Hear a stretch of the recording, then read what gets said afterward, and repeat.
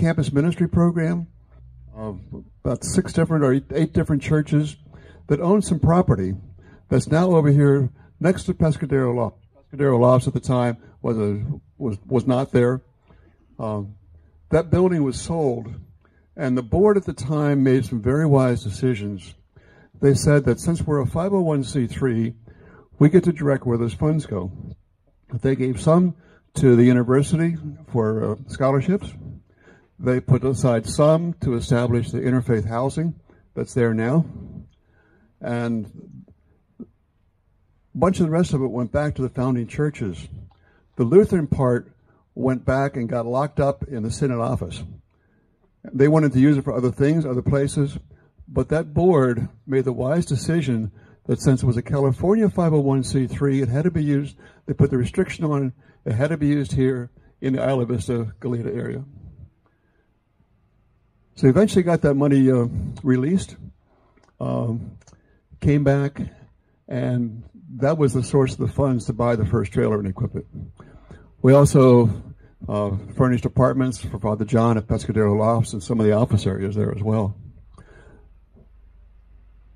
The message that comes out of that is that as something begins to close, God has other plans. And God had other plans for what would happen here. So rather than just a small building for a small group of people, it has touched thousands and thousands and thousands of people.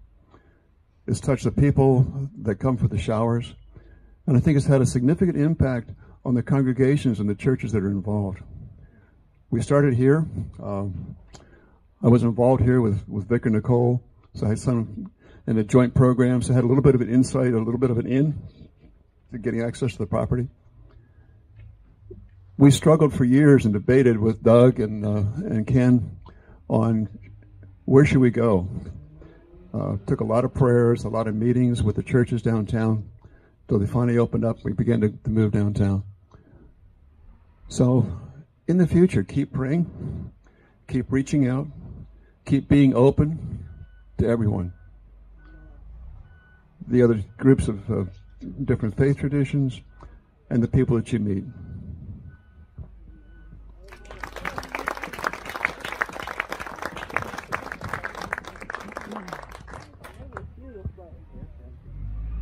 Okay, before I forget, I want to thank the Reverend Scott Clausen for allowing us to have our event here and for all the support they've given us right from the very beginning.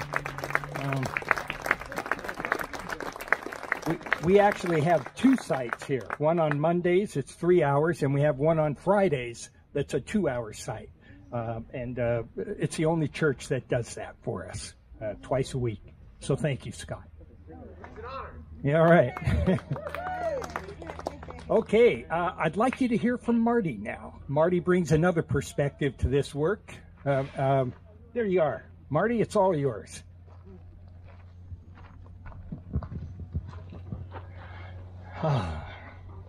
Privileged to follow Sandy, follow Ron.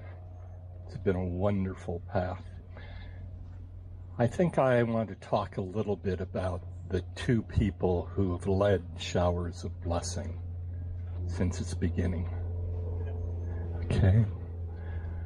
The Reverend Dr. Doug Miller, that you've heard about, was our founding leader.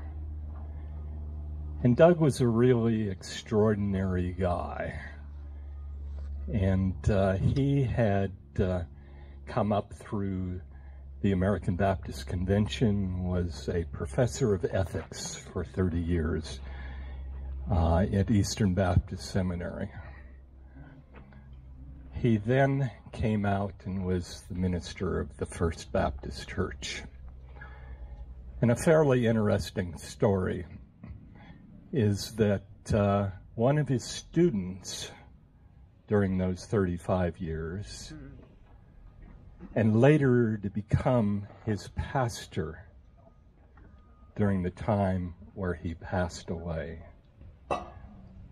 Roy Duncan, the minister of Cambridge Drive Community Church is here with us today.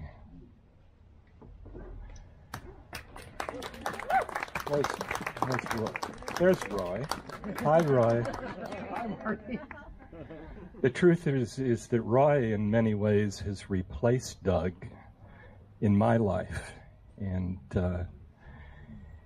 when Doug was diagnosed with pancreatic cancer,